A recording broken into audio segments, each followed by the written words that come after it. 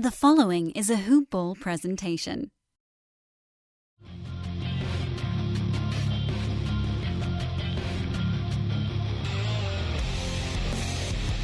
Welcome to the Fantasy NBA Today podcast.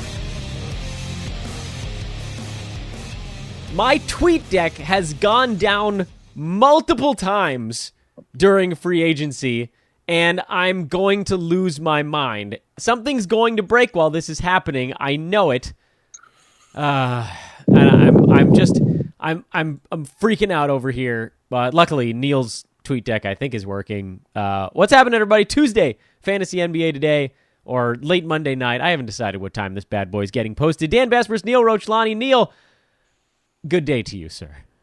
Hey, happy free agency. Oh, man. Did you get a chance to see the closeout on our live show on Sunday? I didn't see I'm still listening to it because it's a very long episode. It is a very long episode. I am probably like an hour and 10 minutes in. Oh, you're almost done. There's like 15 minutes left. Yeah, you guys are doing a phenomenal job. Well, thank you. That wasn't what I was hoping for. The only thing that I want compliments on is the very ending. So you have to let me know when you get there. I will. It's one of my crowning achievements, I think, in Megapod universe. Just trying to corral a bunch of people at the same time. But that was then, and this is now. And we're still waiting on the biggest shoe to drop. And my tweet deck is broken, and so I'm freaking. Which is why I thought it would be wise to, first and foremost, mention that you can follow us on Twitter at BallWithNeil, Neil, at Dan Besbris is my Twitter handle, at HoopBallFantasy, and this show and all shows, including our live show on Sunday, brought to you by our good friends at Hawaiian Isles Kona Coffee Company. HI Kona Coffee on Twitter, Hawaiian Isles on the interwebs, or just search for Hawaiian Isles at Amazon and get it sent to your doorstep Prime. The other thing I thought would be a good idea is because I'm hamstrung by my internet right now, not the internet, just the one damn webpage, is, Neil, I'm giving you the captain's hat, and you're officially steering this boat. So icebergs be damned, where are we going? All right, you said I can go anywhere we want. Anywhere you want. This is what everybody wants to hear me say. The strangest thing that I've heard in the last 24 hours is Golden State retiring Kevin Durant's jersey. It's not what I thought you were going to say at all. That is the strangest thing I have heard. I want everybody listening to know that we did not discuss what's about to happen before the show, because I sent a text message to Neil that was like, how about you pick like your top 5 things to go over? And then Neil sent me a list, and then after sending this was like, wait, did you want my top 5 like fantasy players or just top 5 anything? And I said top 5 anything, and he said, oh, well, that's not what I sent you. So then we said, all right, screw it. I'm going to hit record. You just pick things, and we'll roll with it. And the first thing Neil picks is Kevin Durant jersey saga. It is a little bit weird, though. He was only a Warrior for 3 seasons. That is my whole point. How can you get a... Oh, gosh. I love fired up Neil. This is 2 weeks in a row. You called something stupid last week. Oh, I don't remember. It was great. Whatever it was fantastic. Yeah, I'm like old man Neil now. I just complain about everything. Welcome to the Aaron Bruschi and myself we're the founding members of the Hoop Ball Old Man team. Forget the Dan Besbris Old Man squad. Aaron and I just sit around shouting at clouds all day, so we're very happy to have you. Frustrated by the changes in the world around us. That's not true.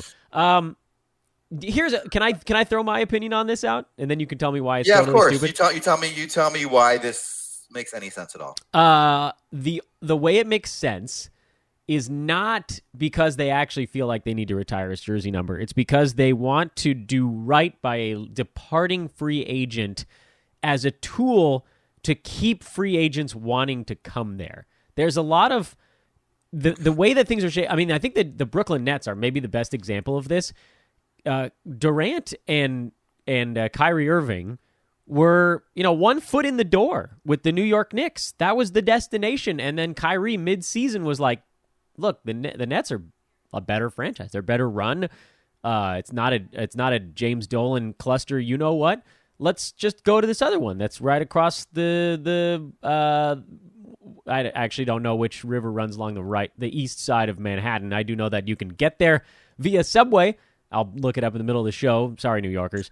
And they did. And so I feel like we're already seeing this reflection of teams that are like, we have to make sure that our optics look better because free agents are no longer going to just the best place to win or just the place that offers you the most money. They're going to the place where they feel like they're going to be taken care of and where the franchise is not a disaster, unless Kawhi ends up with the Lakers, I guess.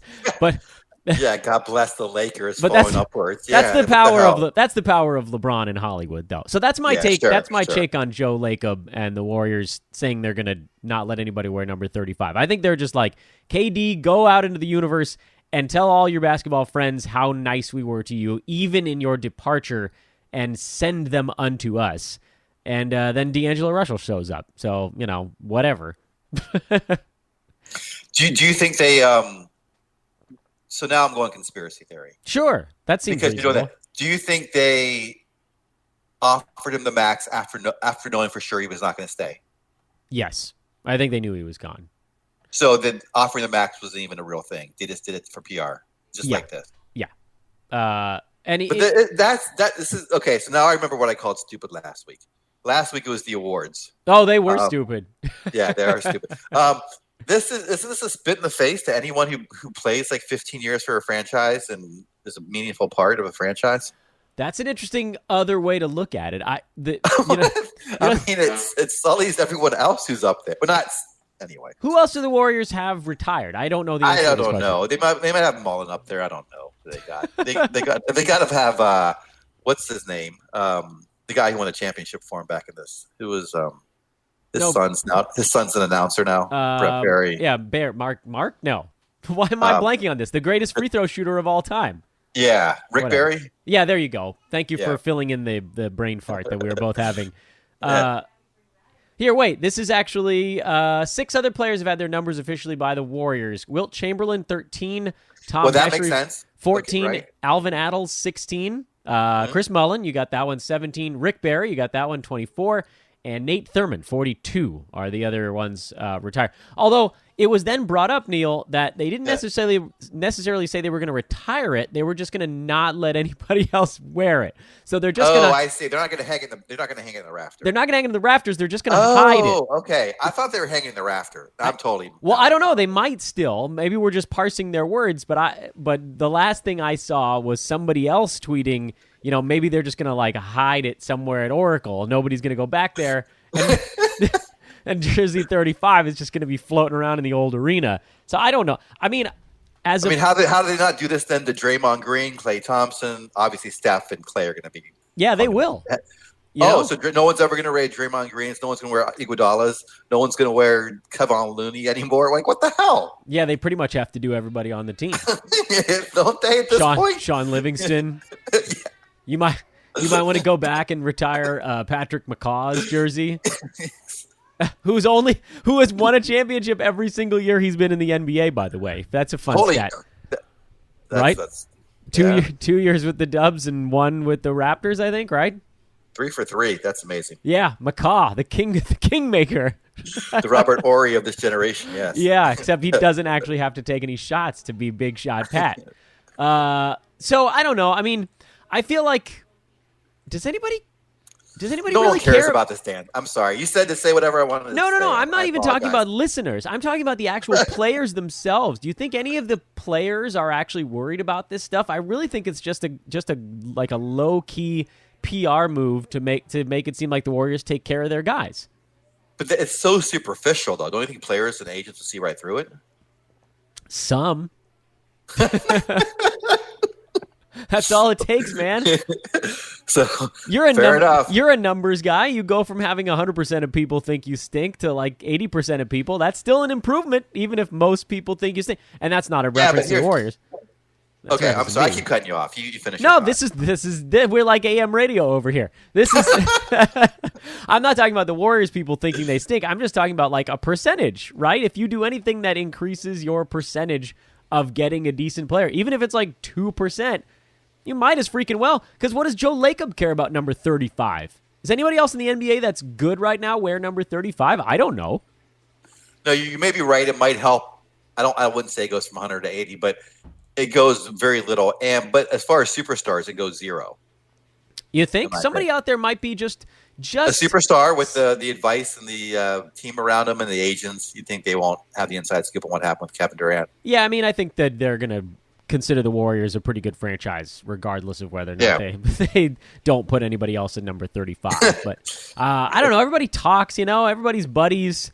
Any little thing you can do if somebody's just like, hey, man, I was thinking about going to the Warriors. Kevin, how did they treat you? And they were like, well, they played me and I ruptured my Achilles. But nobody can wear 35, so that's all I got on that one. It's a wash. Okay, it's a wash. It's a wash. Yeah, it's dead heat. I don't think any of the players really care. I think this is like basically what I was saying. If it's an inch, if one super sensitive player says that they're a tiny bit more likely, it's like, when I leave the Warriors, when I retire, I want them to retire my jersey number. Maybe there's that one guy out there, and that'll help them. But more than likely, it'll do nothing. I just think it makes the guy. Is it the GM who said that, or was it an owner? Owner, yeah, Joe Lake. Yeah, I just think it makes it sound like a schmuck, like just a phony schmuck. So anyway, yeah, it's a little bit. But you know what? Wouldn't you rather have that than the Dan Gilbert LeBron exit? Oh yeah, I would rather have him say a gracious statement. That would be fine, a statement. But to say no one's going to wear this, like he's some sort of deity or something on that team. Anyway. Yeah, he just had to like get one final stroke on his way out of town. Yeah, fair enough. Yeah, I mean, one guy pens a letter criticizing everything that a player stands for, and the other guy says, you're my guy. No one's going to wear your jersey. I think I still think that's the guy that teams are going to respect more. And by the way, I think Dan Gilbert is sick these days, so we shouldn't speak too ill of him at the moment, but was not an outstanding role model when LeBron left Cleveland the first time. He got it right the second time. Good, Anyway, we'll pivot off of the Dan Gilbert stuff and predatory lending and whatnot. Are you sure? I'm sorry, I hit the Titanic into the iceberg. No, anyway, there's 4 more icebergs to go. Okay, I got 4 more boats, and there are 4 more icebergs. Where are we going? Well, let's talk about not predatory lending. Is that not the direction we wanted to go with this? Yeah, I didn't want to make a comment on that, but let's go to who I think is maybe the most interesting. You guys already talked about him, but do you want to talk about Kemba? I don't have a choice, man. You have the wheel. Well, I'm trying to talk about. I know you guys talked about him at length yesterday. Just tell me this: 19th and 8 cat last year on a per game basis. He's going higher or lower this year? Lower. How much? Oh. Well, let's see. 24th and 9 cat, where I'm mostly staring at things. 20 and a half shots a game with Charlotte. That's coming down. Even if you put it at the Kyrie number of, what was that, like 19? There is a hope that his 43.5% shooting could improve in Boston, and that's a legitimate thing, except for the fact that his career year was 44.4. So I don't know that there's a big jump in Kemba. I think we sort of know what he is in terms of the percentages. So I feel like a lot of things just take a very small step backwards from, 25.5 points to 23 or something like that. And from 3.2 3-pointers to 2.8 or 2.9. I just think it'll be a very small incremental move in a lot of different categories. And that's enough to drop a guy by, I don't know, maybe half a round. I still think he's going to be quite good. I think from 24 maybe to 30. But I don't see a steep drop off here. What about you? Yeah, I'm really interested to see how much Hayward heals going into the next season, because I think he could be a much bigger part of this team. I think Tatum's going to take some ball handling responsibilities. Brown might get some more usage. I don't know if he's going to be a first or second. He won't be obviously a first rounder. I don't think he's a second rounder. I think best case he's a third rounder. Yeah, but I wouldn't be surprised if he dropped down to fourth round, even on a per game basis. I hope he falls to the fourth round. No, he's not going to. But yeah, I still think he's a pretty safe fantasy play. That's the kind of nice thing about Kemba is even if he does take this small incremental step back with Boston, it's not like it's going to be a bad season, where like if you drafted him at 30, which is midway through the third round in most 12-team leagues, or the end of the third round in a 10-team league, I don't see him going any lower than 40, and this is 9-cat now. He's one of those players that's so good that he creates this nice, fairly high floor for what he's able to do. So I feel like he's a guy you could take, and even if it wasn't a perfect hit, even if he was, a half round to a round lower than where you got him, that's still enough to float you, Yeah, I think I would take him in the third round. I don't think I would take him before that, though. We'll see where he ends up. And you're right, though. He's definitely low risk. I will say that. Very low risk. You guys, Neil, my strategy in the first 2 to 3 rounds of a draft is exceedingly low risk guys. I always feel confident, and I think we've had this discussion before, but I suppose it's the off season now, and it's the time when people are sort of finding new pods to listen to. The best player available theory on this for me is stretched just a little bit. Because I first 3 rounds, I love to take guys that are kind of can't miss-y sort of dudes, where the only thing that could really derail them would be an unforeseen and catastrophic injury, and that type of stuff. Sometimes you just get really unlucky. But my take on it is if I pick a guy in the first round and his per game value is anywhere inside the top 15, and if I take a guy in the second round and his per game value is anywhere inside the top 25 or 30, and so on and so forth, for the first 3 to 4 rounds, I'm fairly certain that I can round out my roster with really shrewd picks later and pickups. And by having those really safe plays in the first 2, 3, 4 rounds, you sort of guarantee yourself no worse than middle of the pack in your league. And I like starting mid to upper mid pack and then just outfoxing the other people in my league. I don't need to take chances where it's like, well, if this works, I'm going to get first or second place. And if it doesn't, I'm dead last. I'd rather just end up upper middle, third, fourth place, fifth place, whatever. And then I'll just work my way into the top 1 or 2. I think that's easier for me. Yeah, because you're a very shrewd player. And so you can, your competitive advantage is post-draft, probably, right? Than during draft. I feel like I feel like people take themselves out of an entire season on draft night with crazy plays, and I'm never going to do that. I never want my season to end on night 1. That to me feels so anticlimactic. If my season's ending, it needs to be at the very end of the freaking year, because I didn't, maybe I didn't make enough moves. Maybe the other people in the league made better moves than I did. But I feel like with the amount of basketball I watch and the way that I use numbers, I mean, you're a numbers guy too, Neil, especially in roto leagues, I feel like I can use that to my advantage, and I'm just going to hang in there.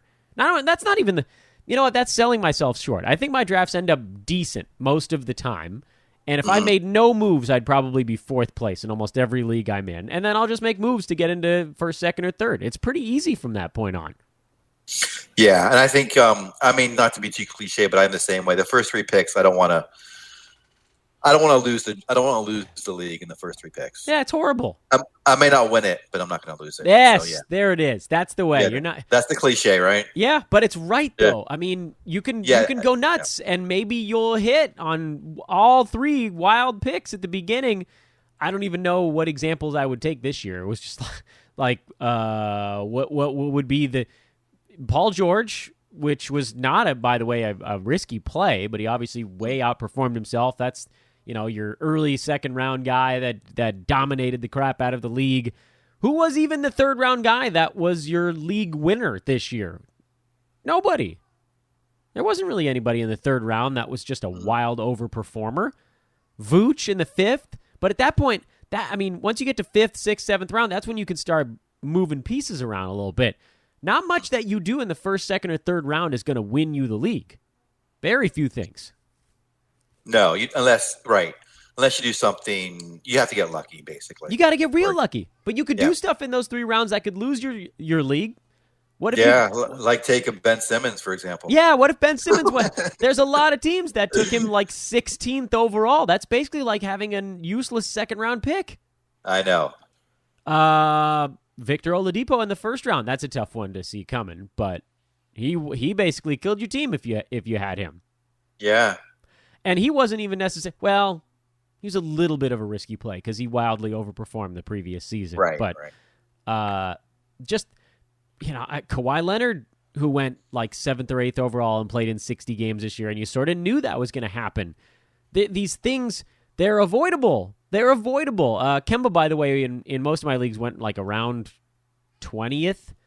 I think that should probably come back by about 10, going back to our previous discussion. Yeah, I agree. I would take him. So that's third round, right? If you're taking that 12 team league. So yeah, I think about right around 30 is probably where he's going to end up going. I guess we'll see. But yeah, I mean, you and I see eye to eye on that stuff. Don't lose it in the first couple of rounds. And Kemba's a guy you can draft at 30, at 27, whatever. I mean, even if you took him at 25, he's probably not going to get to that point, but he's still not going to lose you your league. He's just not. He's going to be good enough at any of those spots. Have you started doing mock drafts at the Patria yet? No, what a lunatic, huh? Yeah. To see where Kemba's going. Post day one of free agency. Yeah, mock drafts this early. Shout out Adrian Benjamins, who I'm sure. That's right. He does like 100 too. Yeah, man, he's our mock draft guy. I gotta tell him and Coach to talk about it on their Friday shows. Adrian does a ton of them. I feel like they actually give me a false sense of security when I do them early on. Those guys. Oh, there's no point before September. Yeah. I was going to swear there and I caught myself. Crap, I will say. Crap, there's no reason to do them before like the day before your draft.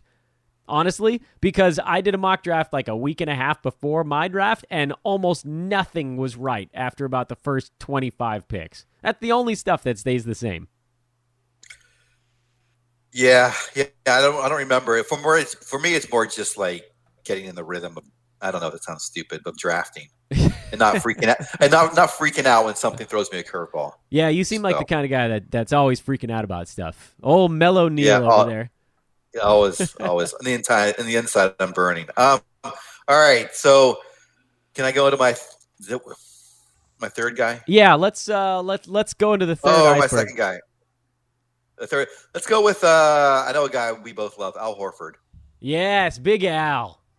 Does he drop off significantly? Yeah, he probably does. But it can't be that significant though, because he didn't do anything that great before.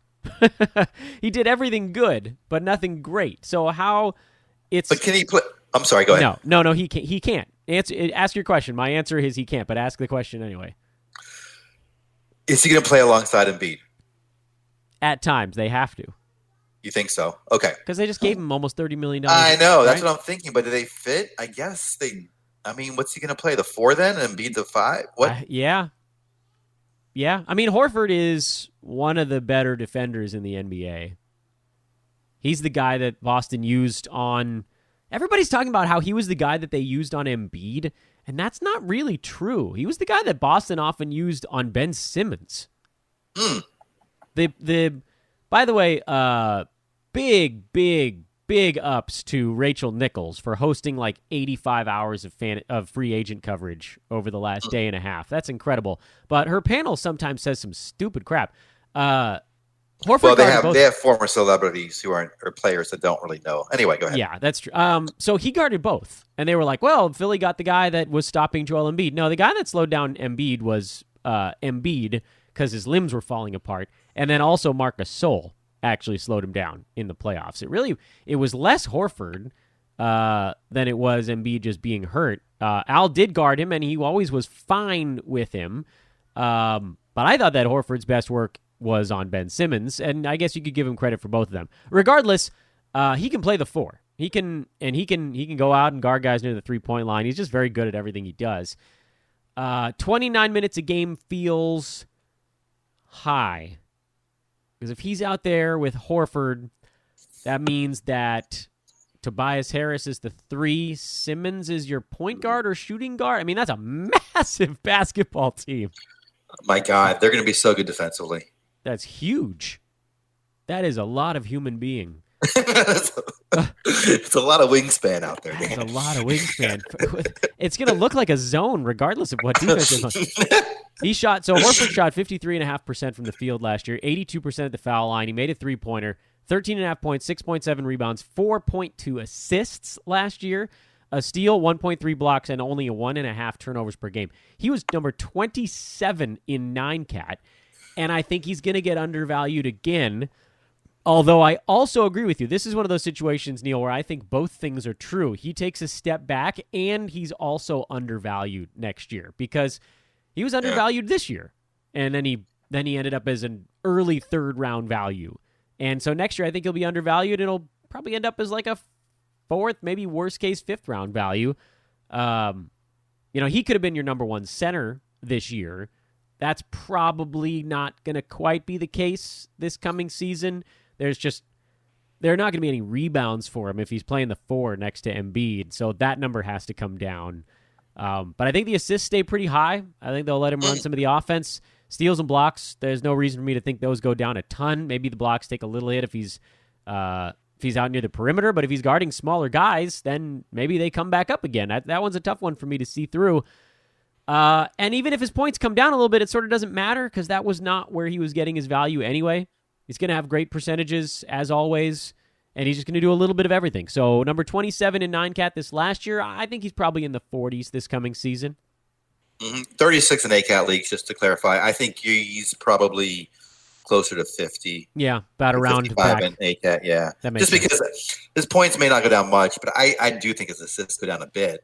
And I think his defensive stats might go down a little bit too. Yeah, I think I'm most concerned about the rebounding. Yes, I agree. That will take a big hit. Well, maybe like one. Yeah, because I guess he wasn't grabbing that many anyway. Yeah, exactly. But yeah, that's the thing with Horford. You're like, yeah, I guess that could go down a little bit, but it wasn't that high anyway. But his field goal percent can't get any better. Well, I think it's got to go down a tiny bit. Yeah, I don't. I mean, he's playing with a better team now. So yeah, who knows? He's not going to be asked to do as much. So yeah, I honestly think we both agree round and a half, probably maybe about 18 slots. He falls season over season, something like that. Mm-hmm. Yeah, okay. I would love to take him in the 5th round if he lasts that long. Yeah, so. Likewise, and he might. There's going to be a lot of buzz of him and Embiid not coexisting. Also, I feel like we should put out there, Neil, the start of the season could be really ugly for all of those guys as they figure out how to play with one another, because that's a goofy lineup. It could be like that for half the league. Yeah, it really could. Seriously. When you and I were capping, the one thing that I remember you told me from capping the season win totals was consistency, or lack thereof, being like a big factor or a main factor because teams take time to, gel. Quote unquote. So. Yeah, you need consistency and you need a hunger. And if you put those two things together, boy, I'm looking at one team right now in the Western Conference that has consistency and hunger. And I don't know what their line is going to be, but give me the over on Utah right out of the chute. Yeah, we'll see how high that is, though. But yeah, it's going to be too high. Those sons of bitches are going to put it too high, and it's going to ruin everything I want to do. Nuggets, I think, have some hunger. They've been slighted. They've been disrespected because of all these teams getting superstars. Not as much the Trailblazers. There's too much hype around the moves they're making right now, which we probably should talk about at some point. But steer us into ice. Yeah, we'll go into iceberg number 4 and 5 here, and then we'll talk about what actually happened yesterday. That'll be our closing remarks. What's iceberg number 4? Oh gosh, Jimmy Butler. Oh, Jimmy Butler. Oh my God. Thank you. Well, that knocks out actually one of the things that happened because the Jimmy Butler trade happened, was finalized, I guess I should say, on Monday afternoon. And because my stupid mother bleeping tweet deck isn't working, I can't pull up the tweet or quickly at least, that has the final details. But I'm pretty sure that the simple version is Mo Harkless went from the Portland Trailblazers to Miami and then back to the Clippers, so he got traded twice in this whole thing, as well as a Miami future first-round pick ends up on the Clippers. Hassan Whiteside is now a member of the Portland Trailblazers. The Miami Heat have Jimmy Butler. Josh Richardson is a 76er. Am I remembering that right? I was way out of order. It was out of order, though. This is what happens when I don't have it written down in front of me. Oops. I think you're right. Whiteside to the Trailblazers, Richardson to the 76ers, and then Harkless over to the Clippers. Yes, but my rant is not done yet, though, Neil. What's that? my rant is not over yet because we're seeing Portland is getting so much love for the moves that they've made, and I'm just not seeing it. I mean, listen, I've been one of the biggest Hassan Whiteside defenders on this podcast. I outside of his god-awful free throw percent this year, which killed me, everyone was just like, bench him, and I was like, no, he's actually not bad when he's out on the floor. He's just kind of Miami's scapegoat when things aren't going great.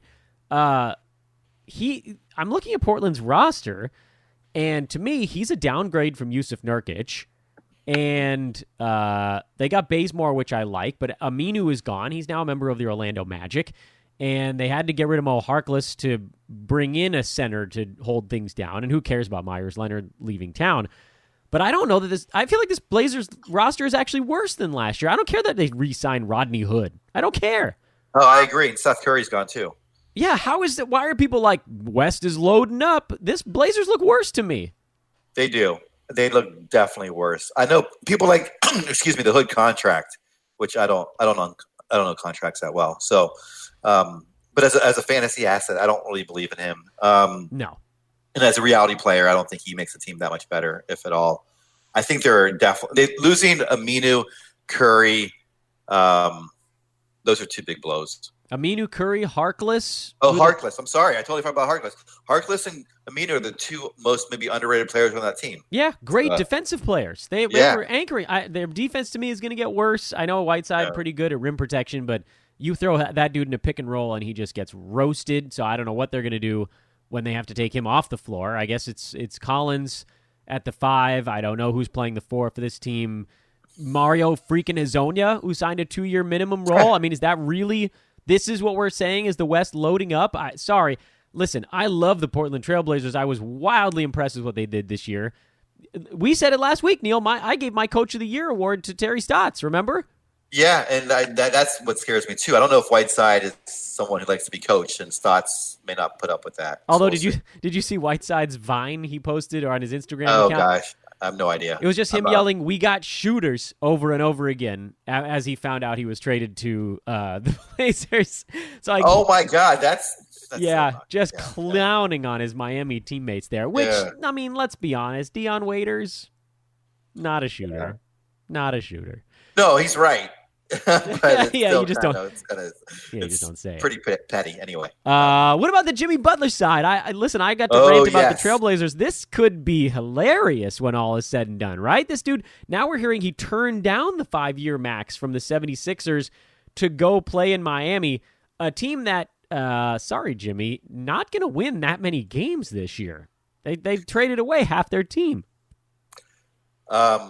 I'm not surprised, though, he left. One thing, being a Bulls follower here in Chicago, Butler, and then seeing him in Minnesota, he is a guy who wants to be the alpha.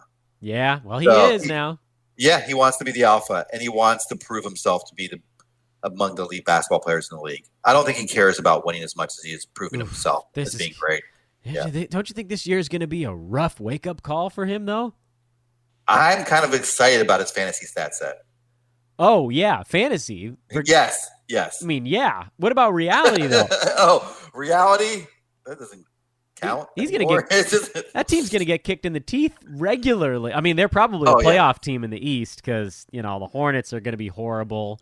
Well, I don't know. I mean, I don't know. The top 4 are still there. Well, we'll see. Top 4 are still obviously play. Indiana's going to be very good. Brooklyn, obviously. Oh, gosh. Not much room at the bottom. I think the Heat jumped the Pistons for the 8 seed at the very least. But still, I mean, if Jimmy Butler thinks that him going to Miami to lead the Goran Dragic, Bam Adebayo, James Johnson, Dion Waiters squad, if he thinks he's going to get them above like a 6 seed, this is whatever. I mean, everybody takes what they want. Fine, if you want to be the alpha and go get waxed out of the playoffs in the first round, have at it. And then everybody's like, oh, Jimmy Butler, he's a culture guy. I mean, they do know what happened with Karl Anthony Towns, right? That's not exactly culture. No, it's not that. Here, Butler, and this is probably me being my psychoanalyst, but he wants to be the alpha. He wants to prove himself, and he likes to work hard, play hard. So Miami is a perfect fit. All right, good luck to you, Jimmy. What about Josh Richardson in Philadelphia? I think he's going to vanish off the fantasy landscape. I think he's maybe the biggest hit of any decent fantasy player from last year. He may, in my book, he might be taking the biggest hit. He may be undraftable. Yeah, I think I'd still go for him late. Someone's gonna draft No, him. I think he's gonna be drafted. I don't know if what's his upside there? I don't know. He wouldn't even assert himself over some of the clowns on the Heat. Yeah, I don't know how it's going to work out. Maybe the change will do him good. I don't know. I just don't see him being in the top 100. Yeah, if he gets to the top 100, it's going to be because the defensive stats have to come back. That went away. And they could. He looked like he was going to be a guy that did both steals and blocks, and then this year it just evaporated. So maybe that comes back when less is being asked of him in Philly. But, we saw plenty of time in Miami where he was just like, you know what, Rodney McGruder, you go get yours. And that does not augur well when he's now with Embiid, Simmons, Tobias Harris, Al Horford. He's not going to assert himself over any of those. Maybe he will. Maybe he'll prove me wrong. I don't. Yeah, maybe being less of a, star makes him a better basketball player. I don't know. Gosh, it just feels like he's on his way to being a 3-and-D guy and not this like mega guy that we were all hoping for. Right, exactly. He feels more like a role player now than a star. But he will be on a team that wins more games than last year. So that's true. So to steal a line from Caddyshack, so he got that going for him, which is nice. Jolly freaking llama, man. Who the hell else is in there? Oh, Mo Harkless. I was actually really excited about him when I thought he was going to be the Blazers' starting power forward, and now he's useless. So you can... Another member of the Dan Besbris Old Man Squad goes off to play on the big prairie in the countryside. Damn it. He's going to Iowa. All right, so let's talk about... one more player I want to talk about. Last boat, last iceberg. What do you got? Yeah. Speaking of icebergs, Otto Porter Jr. This one surprised me. This was one of the ones that you actually texted me about. Because why? He is a fantasy darling. And what happens now with Fatitude? Fatitude coming to town. And, that team needs defense, which Thad can bring. So let me ask you this, Chicago, at Ball with Chicago Neil. Yes. Who is on the Bulls right now? Let's break this sucker down from top to bottom. They have they have multiple point guards now because they signed and traded for Tomas Satoransky, which means Chris Dunn his goose is cooked, right? He's out. Yeah. Zach LaVine, he's gonna play. Zach LaVine is a key component of this team. Okay. Lauri Markkanen, starting power forward, right? Best player on this team, in my opinion. Wendell Carter Jr., starting center? Yes. I don't know which of the point guards we just talked about is starting, by the way. Is it? Do we assume it's Satoransky then? Sato? I think to start the season and then maybe White. We'll see. So then is the small forward to start the game Otto Porter? He's the starting three? I don't know. Is it Otto or is it? It's got to be, but... I think it's Otto. But Thaddeus is going to take up some of that time. He's going to play 3 and 4. I'm guessing he's going to do a lot of... Yeah, you may be right. It might be... Here's the problem with all this. No matter how we parse this thing, it's terrible for my guy Thad Young. Well, he's going to take a huge hit as well. Massive hit. I can't. Massive hit. I would love to sell you this bill of goods, but I can't. I can't. Everybody knows how much I love the Thatitude, but his role is going to be drastically reduced on this team. He was playing 31 minutes a game last year. I got to think that's coming down to, I don't know, 26 max? Yeah, right? I think mid-20s is safe. Could he get to 27? 13 and a half minutes of both power forward and... All right, well, let's work this backwards. Let's have a little deductive reasoning here. How many minutes a game is Lauri Markkanen going to play? He averaged 32 this year. Is that the same number going forward? I would think it'd go up a little bit, but that's safe. Maybe 32 to 34. All right, let's say 34 just for posterity's sake here. That's 14. That's 14 backup power forward minutes, and I assume that all of those are going to go to Thad Young now. Yes, that makes Okay. sense. At the 3, Otto Porter, he's probably not going to get as high as 34, right? Because he's got lingering knee issues. He's had hip stuff throughout his career. Maybe more like 30? That's what he had last year, actually. 30 did? Okay. Yeah. So that leaves 18 small forward minutes. How many of those do we think Thad can get? Can he get 12 of the 18? That's what I was thinking. You read my mind. I was going to say 12, but maybe it's a little less because they may want to develop these other guys. Like a Denzel Valent? Well, he could probably back up at the 2 and the 3, potentially. Right. He's going to probably do both. Basically, what we're coming to here with our fuzzy math in the early portions of the offseason is that Thad Young is staring down the barrel of 26 minutes a game. That's what we just got to. Yeah, Thaddeus Young may not be fantasy relevant. Damn it. What did I call it? What do you think? What do you think he might be, or what do you think I'm wrong? I think I called it the Marvin Williams line last year, where if these guys can get to 30 minutes, then my old men can produce. And 26, sadly, is not 30.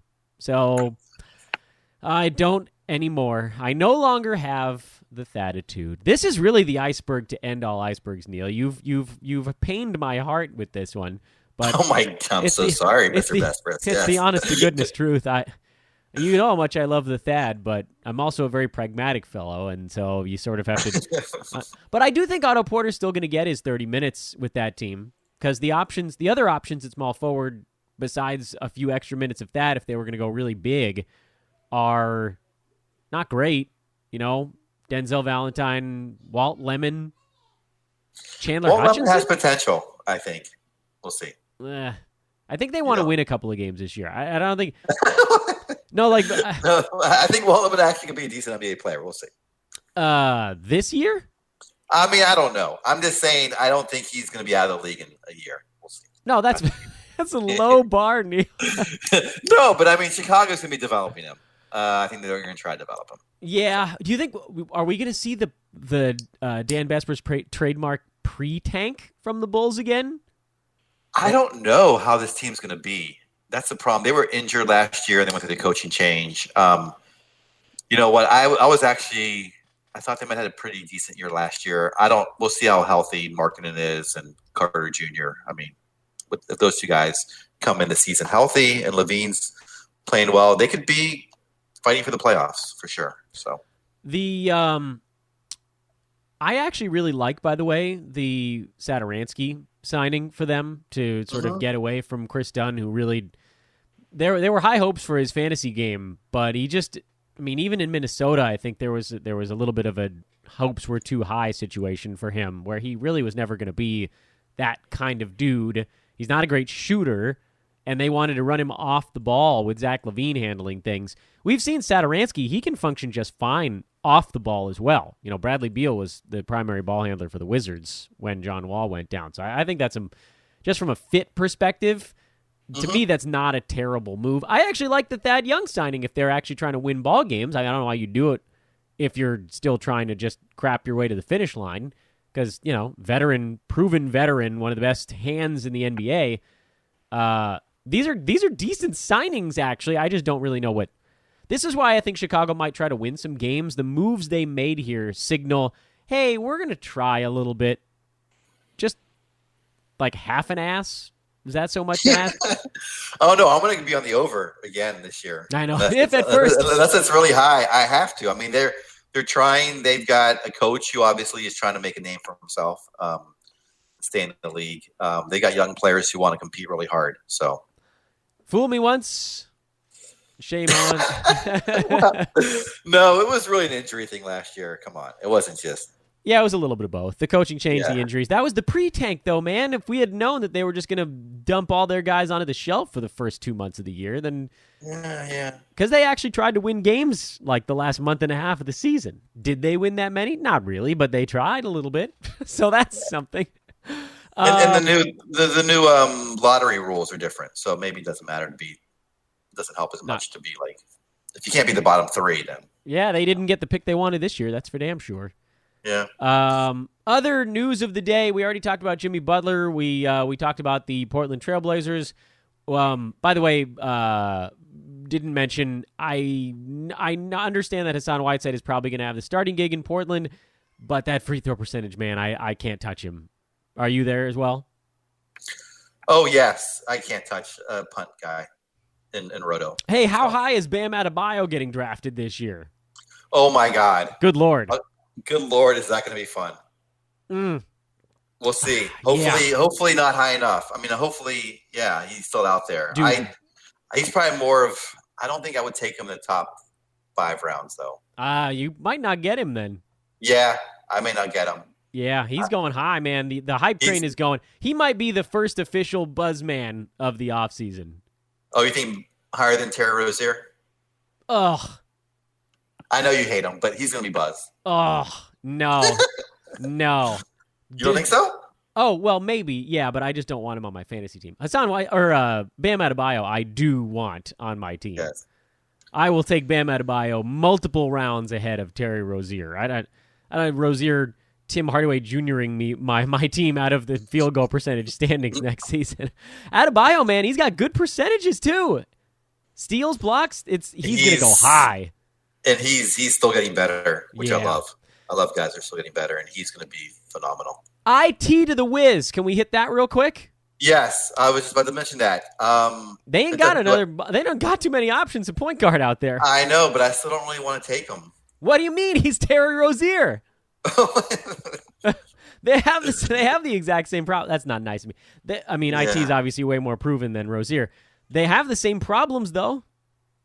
Exactly, which is why he will not be on my team. You can get one of them way cheaper than the other. Does that? Hey, Neil, I'll give you Terry Rozier for $350, or you can have this Terry Rozier, and it'll only cost you 95 cents. But that does make it a little bit more appealing, right? Like, what if you could get IT at 100? Do you know where you finished on a per game basis last year? Wasn't it like 350? 493. 493. There's only like 550 guys that played last year. I was gonna say. Yeah. Yeah. And Thomas Walsh averaged 3 minutes per game, and he had a higher fantasy value. Okay. Boy, next year's gonna be rough for Terry Rozier. I know. I'm kidding. Bam Adebayo to me is the name I'm writing down on the paper in front of me as the official hype train award winner for this coming year. And it's a damn shame too, because he's going to have a good season, but he's never going to be able to live up to the hype that we lather on him. But let me ask you about this. What about Olynyk? You think he becomes relevant again? No, because James Johnson's still alive. Okay. I wish. Maybe James Johnson will have another sports hernia that knocks him out for 3 months, and then you can roll with Olynyk for those 3. But it's basically a 1-to-1 correlation. When they're both healthy, they split the minutes, and that's a pain in the ass. Okay. I guess we could see a little bit of Kelly at the 5. But now they've got Myers Leonard, and he's probably... Oh, gosh. He's not going to play, though, is he? He probably will, man. The Heat play everybody that they have. Eric Spoelstra looks down his bench, and even when it's empty, he'll take one of the coaches sitting behind the first row and throw him in a number 87 jersey and get him into the court. They go 11 deep every night. Yeah, you're right. He'll get minutes. The legend will play. The legend. Nerlens Noel back with the Thunder. That's a non-factor. Frank Kaminsky to the Suns on a 2-year deal. I don't care. Yeah. Wes Matthews to the Buckaroos. Does he play enough to Oh, you know what? Hey, let me bug you on this front. The Milwaukee Bucks, they lost Malcolm Brogdon this offseason to the Pacers. So who's chewing up all their point guard minutes this next year? George Hill? Aside from Bledsoe, you said point guard? Yeah, because Bledsoe and Brogdon played side by side. Yeah, I think they might. Well, they also lost. Your other guy, Mirotic. It's been a tough free agency for me, Neil. There's only one thing that can happen that'll make it all right, and I'm not going to say it on air. Oh wow! Oh, I know what. But it has something to do with a man in Los Angeles or maybe Toronto. Yes. Is Wesley so Matthews? unfair. Are they going to play Wesley Matthews at the 2 to start the game, or is it going to be George Hill as the swing guy? That's what I was wondering. Does George Hill get a lot? Does he start to get back to that starter role? He might. Let's keep an eye on that one. Yeah, and Pat Connaughton will get some minutes too. Yeah, he might get an increase in minutes. Rashawn Holmes, Enes Kanter. There's a lot of things we need to hit on here. We gotta go lightning round, I think. Oh, sorry. Yeah. So Enes Kanter is now with the Celtics. 2-year, $10 million deal. They have Williams as their other center, but you got to think Enes Kanter is going to play. Yeah, I like him. Yep, he'll be a solid number 2 center. Fantasy-wise, I think he's going to play. Yep. Number 2 center, worthy? Oh, yeah. He doesn't need a lot of minutes to be relevant. Doesn't. And he could get mid-20s for sure. That's all he needs. Rashawn Holmes, 2-year, $10 million deal to the Kings, which really cut me deep. Because for a number of reasons. One, I really wanted him to be on the Lakers. And number 2, he just joined a front court that also has Harry Giles, Marvin Bagley, Dwayne Dedmon, and Harrison Barnes. Yeah, he gets buried there again. Now, I talked to Brewski already, and he is marginally confident that the Kings will be wise enough to get him to 20 minutes a game, and I am praying for that, but I don't know that I'm buying it. And I think the other thing that happened, did we talk about the D'Angelo stuff on yesterday's live show? I think that happened after it was over, right? Yeah, not up to the point I listened to. That was crazy. Damn, man. We had too many things we needed to do on today's show. Yeah, sorry. See, this is why I should. That's all right. It's a great natural week. Things. Yes, okay. It's a great week, man. It's a great week to be doing an NBA podcast. D'Angelo Russell of the Warriors. This will be the last thing we talk about today. We'll put a pin in it. I'm sure there'll be more stuff over the next couple of days. This is a colossal turn of events. Everybody thought he was going to the Lakers or the Wolves, and then the Warriors swoop in. And somehow, by the way, also retain Kevon Looney, who's either decided himself to take a pay cut or his agent is just not very good because he could have made way more money somewhere else. So the Warriors are now hard capped because of the sign and trade, so they have to fill out their roster with minimal money. But they had to get rid of Andre Iguodala to make this thing work. They had to get rid of 2 first-round picks, I believe, to make this work. They might have even sent one to the Nets in addition, if I'm not mistaken. So they're just like, they emptied the cabinet here. And then Mark Stein put out a secondary tweet a couple hours later that was like, oh, by the way, the Warriors don't really plan on keeping Russell for all 4 years of his deal. They just wanted to make sure they didn't get nothing with Kevin Durant leaving. And so they might flip D'Angelo in the future or even not too distant future. I don't even know what to make of all of this, Neil. I'm just, my head is spinning from the D'Angelo Russell stuff. There's almost no chance I'm drafting him because I legitimately have no idea what he's going to do. Yeah, so the guy who leaked that, it's not the same guy who put the banner up of Kevin Durant, is it? Because that's just so stupid. Why would you do that to the guy you just brought in free agency? I don't know. I don't know who leaked it. I mean, if somebody said something. I know, but yeah, so first of all, the Russell going there, I mean, I think he's going to have a solid year until Klay Thompson comes back. Which will be most of the season, to be fair. Yeah, it's going to be most of the season. But as far as like the implications of the franchise, yeah, I don't know why you would bring D'Angelo Russell and then flip him unless you wanted to be flipped. That just seems like you're not treating another player very well. So yeah, it's super weird. Very bizarre. Very bizarre news. Russell obviously was a better guy at 8-cat last year. He was good at 9-cat, number 53, but not the overwhelming team-fixing superstar that everybody would make him out to believe because of the 3.1 turnovers and the low, percentages. He's not great in either of the two of them. But great three-pointers, good scoring, excellent assists, decent steals numbers. 9-cat, I've got to think that he's going to be okay, right? Like, the Warriors are going to need scoring besides Steph. So he might actually get 16, 17 shots a game in Golden State, and efficiency should go up. I hope that he commits fewer turnovers, but the Warriors often turn the ball over a lot, so I don't know that that's coming down in Golden State. Assists probably come down a little bit, right? Since Steph is the primary ball handler? I would think so. From 7, it's hard to have 2 guys with that many. And then you have, of course, Draymond. Yeah, also good. So I think maybe a tiny step back for Russell, or if he was number 53 in 9-cat last year, I'm looking for maybe 65 this year with the Warriors. What do you think at 8-cat? Yeah, 37 on a per-game basis in 8-cat. I would say maybe 50 at best. Yeah, he's going to go too high, right? I think so.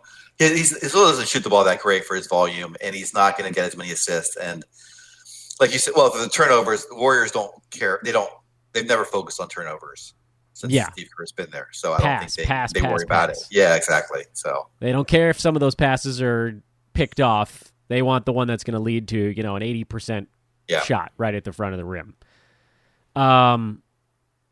Pat Beverly. I know I said I was going to end on D'Angelo. Oh, I can't keep doing this. Pat. We got to talk about Pat. I know. I love Pat. That's another one that cut me deep. I was really hoping that he might end up on the Lakers, but that was never going to happen if they got. That was always like if the Kawhi thing doesn't pan out, then they could go do Pat Beverly and somebody else or whatever. I'm happy that he's sticking with a team where we sort of know his role. Which means that there's one member of the Dan Besbris old man squad that survived this freaking thing, and it's Pat Beverly. They have a ton of guards in L.A., but they love him. He's their culture. He re-signed there. Actually, it sounds like he passed up money. Sacramento, I think, offered him 3 years, like 48 or 49, and he took 3 years, 40. This is a guy that needs... I don't know, he needs the money. He's had a solid NBA career, but compared to a lot of guys, he hasn't made a ton of cash in his NBA career. So to me, I think this is a guy that just loves what he's been given in LA. I think Doc will keep giving him his 28 to 31 minutes a game just because of who he is. And, if he starts the year healthy, which he didn't this last season, once he started to look healthy, he was a top 50 guy in 9-cat this last year. He's a key old man. Patrick Beverly, love you, my man. You'll be on all my fantasy teams this coming year.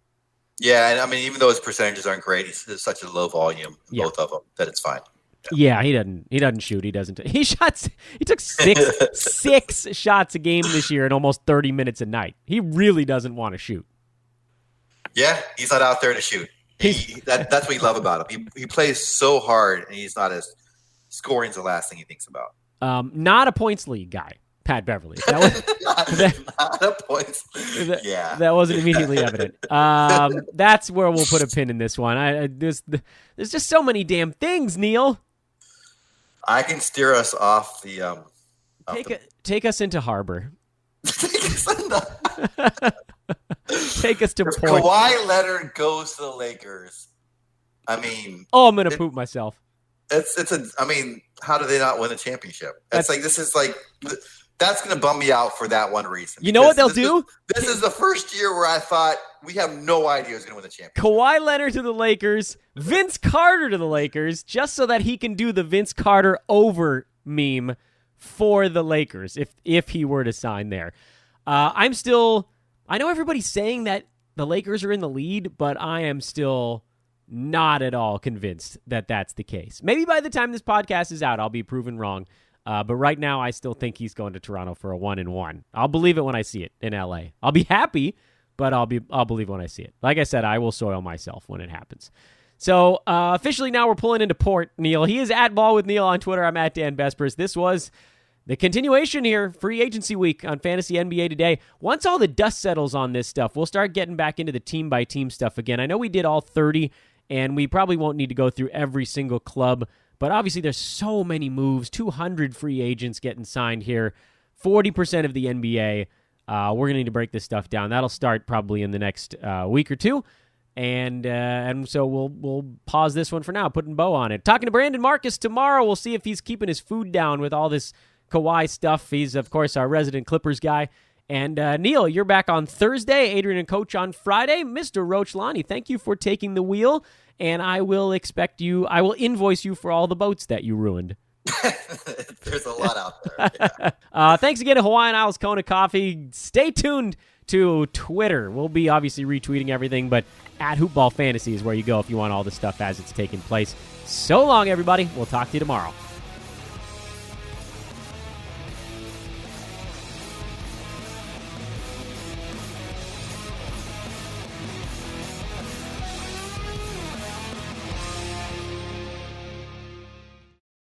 This has been a Hoop Ball presentation.